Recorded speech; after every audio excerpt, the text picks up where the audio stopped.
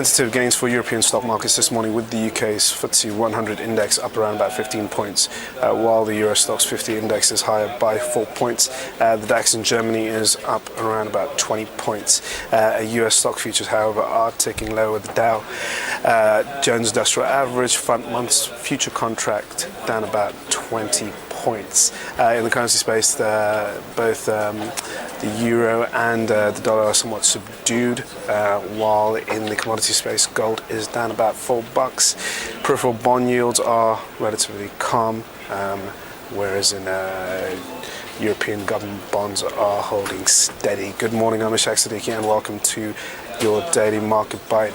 It's Friday, it's the best day of the week, as you guys know, and I'm going to give you a quick idea of what's going on in stocks today. So yesterday we had a very strong session in the US, with the Dow and the S&P posting fresh record highs.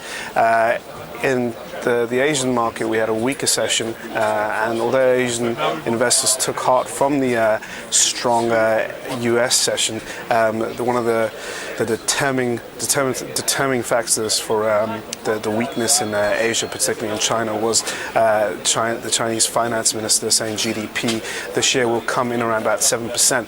Markets are expecting somewhere between 7.5% to 7.8%. So the Chinese policymakers are obviously expecting something a bit lower, and that's putting a bit of pressure onto our basic resource prices, and at the same time commodities are weaker on the back of that.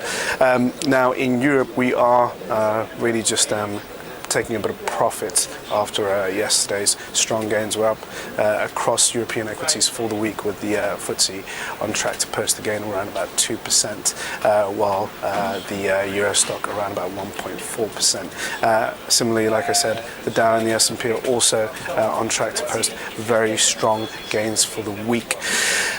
When it comes to Europe, we got a bunch of economic data out today. We've got Eurozone industrial production, which should show a bit of a tick up, particularly from the Spanish and Italian side, but weakness in the core for France and Germany.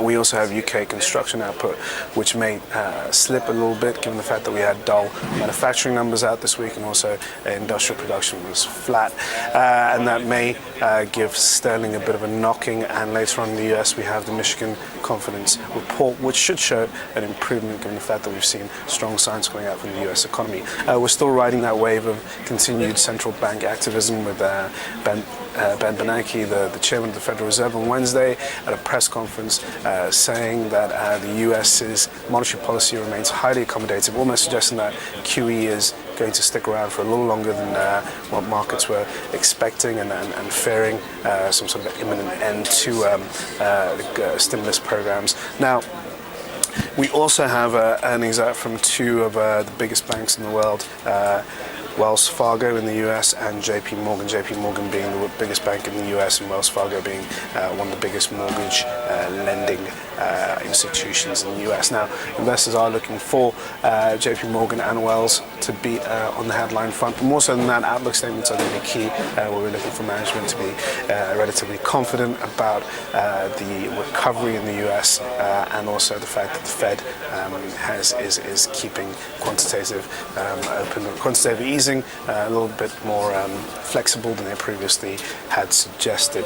Other than that, there's not much else going on. In the UK, we have some deal news. Invensys has had an offer for about 505p per share by Schneider Electric out of France, which looks like a good strategic fit. So investors will be using that as a sentiment gauge, as it obviously suggests that if M&A is back on board, corporates are looking to depart with their hard-earned money and stop hoarding it, and actually start making investors a little bit more happy by putting it to work. So that's all for your daily market bite. Tune in for another one next week. Have a good weekend. Cheers.